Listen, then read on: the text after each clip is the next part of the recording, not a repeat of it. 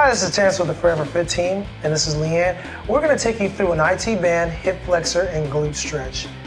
Make sure to understand that the IT band is located on the side of your leg. You'll also note that this is also the seam line for your pants. Your hip flexor is located here in the front, right above your quad, and then your glute is located right in the back, or also known as your butt. We're going to go ahead and do the IT band stretch first. You're going to go ahead and take one foot, cross it over the other. Whichever foot you cross over, with that same hand that's in front for the foot, you're going to stretch down and reach as far as you can.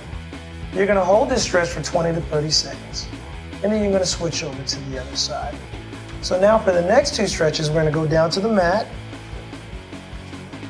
First, we're going to get a hip flexor stretch. You're going to take your foot, bring it over your leg, make sure that your knee is bent, and keeping your hands on your leg, you're going to pull that leg opposite your shoulder.